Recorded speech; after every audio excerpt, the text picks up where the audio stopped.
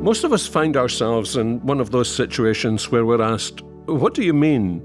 And we think, a little like Augustine when he was asked to explain the nature of time and said, "I thought I knew what it was until you asked me." And I sometimes wonder if the same is true when someone asks, "What is God like?" From one point of view, the answer is, He's actually not like anything. He's God.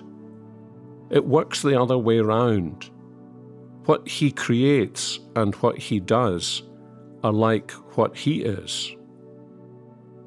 I mean, only when we begin with God and then move to what He creates and does, are we really ready to move back again from those things and understand how the Bible uses them to teach us what God is like. That's a very basic principle. If we're going to think biblically, and if our theology is going to be honoring to God, then we should begin with God Himself. And yesterday we were thinking together about the great name of God in the Old Testament, the name I Am, the name Yahweh. I said that some biblical scholars have thought, with some wisdom, that when God says, "I am who I am," He's telling Moses and the people to keep their eyes and their ears open, to listen to what God says about Himself and to watch what He does in history. From these two realities, God's acts and God's words interpreting His acts, they would get to know who He really is.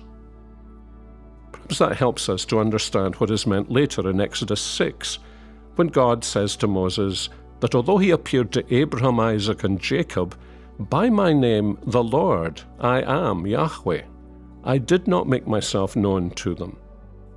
And yet the name Yahweh is used dozens of times already in Genesis.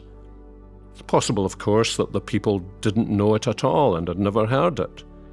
Perhaps Moses wrote Genesis as he did after the Exodus and used Yahweh all the way through.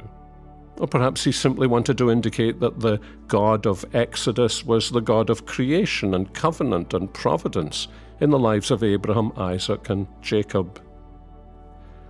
But perhaps what these words mean is that although they knew the covenant name Yahweh, they couldn't understand its meaning the way Moses and his generation would when they experienced the promises of God coming to pass with mighty power in the events of the Exodus. Either way, it's clear in Genesis that I Am was already at work. The Exodus wasn't the first time God had revealed Himself to His people. This wasn't the first covenant He ever made with them. They weren't the first people He had helped. The patriarchs knew I Am, but we might say they didn't yet know just how great He was, as the one the hymn calls Jehovah, Great I Am. And that's actually how God's revelation of Himself works in the Bible. It's progressive and it's cumulative, until He fully reveals Himself as the I Am in our Lord Jesus Christ. In the former days, the author of Hebrews says, God revealed Himself to His people at various times and in fragmentary ways. Abraham didn't know the greatness of I Am to the degree that Moses did.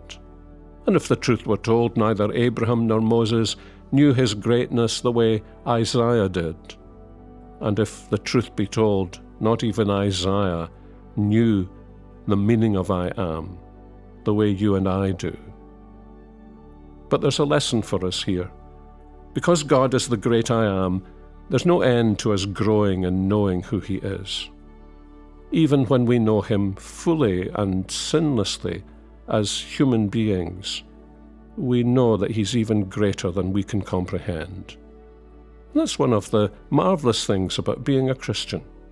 Day by day, month by month, year by year, we can get to know God better, appreciate Him more fully, and love Him more deeply. I love the prayer of Richard of Chichester, don't you? Lord, for these three things I pray, to see Thee more clearly, to love Thee more dearly, and to follow Thee more nearly. Well, let's make that our prayer today.